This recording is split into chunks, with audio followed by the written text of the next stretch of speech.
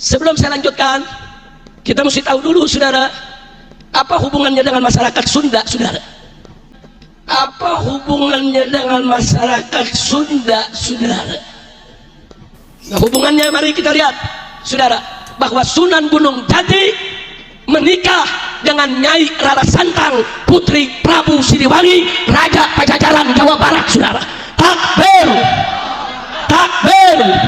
Berarti Sultan Hasanuddin cucu daripada Prabu Siliwangi, saudara. Makanya jangan kaget kalau Sultan Hasanuddin itu, saudara, pemuda yang gagah, berani, cerdas, dari garis bapaknya Asmat Khan, saudara, turunan Nabi, dari ibunya Raja Sunda, Raja Pajajaran. Siapa yang tidak kenal Prabu Siliwangi, betul? Sehingga saya punten ya adanya berpendapat ya, bahwa sesungguhnya Nabi Muhammad itu orang Sunda, cuman berada di tempat jahiliyah. Orang Sunda itu apa? Satu, ada ciri ya, dia kalau seorang Sunda, satu dari dalam bahasa itu ada yang pertama dareh-deh. Dareh-deh itu menggambarkan bahasanya teratur dengan baik.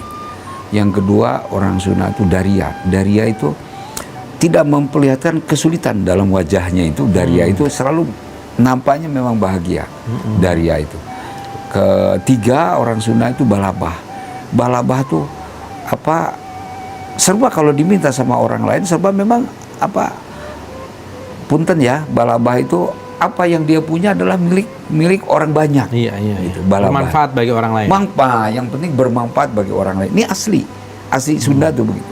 Yang ketiga, orang Sunda itu nyecep, membesarkan hati yang sedang bersedih. Ciri orang Sunda. Kalau tidak membesarkan hati yang tidak bersedih, yang sedang bersedih, itu bukan orang Sunda. Orang Sunda tuh selalu membesarkan, maka nyecep. Nyecep tuh anak disunat, ketakutan sebelum disunat dikasih uang dulu.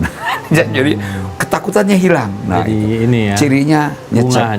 bunga. Nah, terus yang selanjutnya Sunda itu ngajenan, selalu menghormat kepada siapa memberikan penghormatan. Nah, terus selalu memberikan ciri kebaikan. Selalu kesannya itu memberikan ciri kebaikan. Jadi itu ada tanda-tanda karakter Sunda. Sehingga saya punten ya adanya berpendapat ya, bahwa sesungguhnya Nabi Muhammad itu orang Sunda, cuman berada di tempat jahiliyah. Jadi mencolok sekali perbedaannya. Karena tadi Ki Jati bilang karakter dari ya dia sopan, hormat terhadap orang lain, balabah terhadap miliknya. Saya ini orang yang terpakir di dunia, karena semua ini milik umat. Nah, itulah balabah ya. Terus ngajenan, terus menenangkan orang yang sedang kesulitan ya. Terus ciri-cirinya kelihatan, memberikan tanah. Terus jembar. Balumbang tuh tidak ada tegantar kakaitan, tidak nyelap di sini. Itu asli, maka ibarat air yang sangat bening. Nah, itu sudah. Jadi di mana saja saya dan siapa saja yang berkarakter gitu, itu orang Sunda. Punten, sekalipun ada yang karena banyak tinggalnya di Sunda, lahirnya di Jakarta ya, walaupun turunan Jakarta, karena ada watak itu, saya bilang itu orang Sunda. Nabi Muhammad walaupun di sana, percis karakter Sunda, 9 ciri karakter Sundanya ada. Ya. 9 cirinya apa? Satu, kepada kebaikan itu memperkuat, magehan. Kedua, memberikan petunjuk kepada kebaikan. Ketiga, mendorong kepada kebaikan. Keempat, ngaping itu mengawal kepada kebaikan. Kelima, mengketkeun, yang kebaikan itu pasti diikat baik-baik. Keenam, ngageing teh memberikan peringatan pada saat tidak di depan orang banyak, tengah malam dikasih tahu. Nah, jadi bukan memperingatkan di banyak orang yang orang bisa tersinggung. Nah, itu bukan orang Sunda. Orang Sunda ngageing kepada kebaikan. Nah, terus ngirut tuh memberikan daya tarik. Orang tuh ke orang Sunda tuh harusnya tertarik karena dia memiliki daya tarik. Nah, pangirut. Punya ilmu pangirut, punya daya tarik. Bahkan sampai banyak jang jawakan ilmu pangirut. Ada silegeteurup, ada rambut sadayana, banyak. Itu menggambarkan orang Sunda terus ada sesuatu yang menarik, ada satu keunikan. Terus setelah itu mereskin kepada kebaikan, selalu membenahkan, senang terhadap kebaikan. Terakhir mageran. Kebaikan tuh dihalangi, dipageran, jangan sampai yang sudah baik menjadi rusak. Nah, ada ciri itu orang Sunda itu. Ada ciri itu, yang itu disebut dangiang. Ada tapi tidak terlihat. Dangyang ya. Dangyang. Jiwa Dangyang. Dangyang itu ada 10 ya. Iya. Satu Magran Magehan. Pamage. Kedua ada Pituduh. Menunjukkan. Iya. Ketiga ada Pangjurung, mendorong. Keempat ada Pangaping. Ngaping tuh kalau punten, kalau di dalam bahasa Ki Hajar Dewantoro, Tutpuri Handayani ing Madia Mangun Karso in Ngarso Sungtulo, di Sunda Pangaping gitu. Pangaping. Terus yang kelima Magran. Magran. Nah, kalau ada watak yang 10 ini orang luar biasa. Nggak usah 10. Kalau di kampung ini, kalau dijelmakan jadi manusia, kan dominannya siapa nih? Jelmakan manusia. Di satu kampung, kalau ada 5 aja yang berkarakter ini, maka kampung itu akan maneh. Kalau di negara 10 orang selesai itu. Selesai. Itu yang disebut Dangyang. Dangyang tidak ada, tapi dia ketokohan. Dangyang. Jadi di Sunda ada tadi udah 5 Ki. Yang ke-6 tadi apa lagi? Yang ke-6 Panggeing. Oh, yang tengah malam memberikan peringatan kepada orang. Yang ke-7 Pangirut. Ada daya tarik. Iya. Yang ke-8 Pangajak. Selalu mengajak. Kalau mengajak itu bukan nunjuk haru kerjakan, bukan ngajak haru berbarengan, pangajak. Nah, berapa tuh? 9.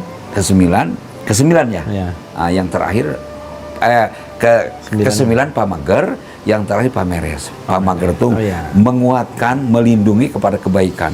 Nah, ini karakter ini siapa dominannya? Mungkin ada satu orang punya 3 karakter.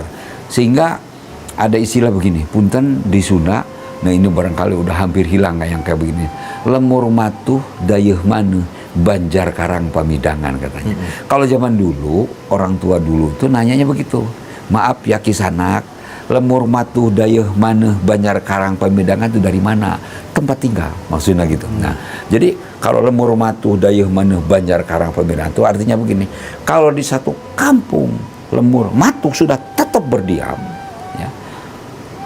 Lemur matuh dayeuh maneh, maka di tempat diam itu si kampung itu akan memiliki wibawa. Karena kita mengolah tanahnya dengan baik, pertanian akan menjadi lemur matuh dayeuh maneh banjar karang pamidangan, dari semua tempat akan berdatangan ke tempat itu. Syarat lemur matuh dayeuh maneh itu ada 10 dangyang. Kalau tidak 10 dangyang, paling nggak 5 tetap akan memiliki karakter kampung itu. Juga negara begitu. Kalau di negara tuh ada 10 yang begitu. Dangyang tuh zaman dulu begini. Ada Tribuana Tangtu, Ratu Resi Pandita di zaman kerajaan. Kesininya mungkin yang dimaksud dengan Ratu Resi Pandita tuh, Ratu itu kepemerintahan, Resi itu budayawan, Pandita itu adalah agamawan. Ini harus bersatu. Nah, tapi jangan lupa ada Dangyang. Dangyang ketokohan. Tokoh-tokoh itu memiliki karakter salah satu yang 10 Dangyang ini. Jadi tidak nampak tapi ada. Misal gini, punten ya, dan kalau saya datang ke Cimande, zamannya di generasi kelima Cimande, kalau tidak mampir tidak enak, karena ada Mama Lurah Sepuh, Mama Jarkasi. Masya Allah, kata-katanya terngiang-ngiang, ya. Karakternya begitu menarik, sifatnya terpuji di zaman itu, semuanya terayomi. Tahun berapa tuh Ki? Itu saya beliau wafat kira 75 ke sini, 75 ke bawah, dan wafatnya pun kebetulan di Saudi Arabia. Kalau beliau ada di sini mungkin terlalu didewakan gitu kan.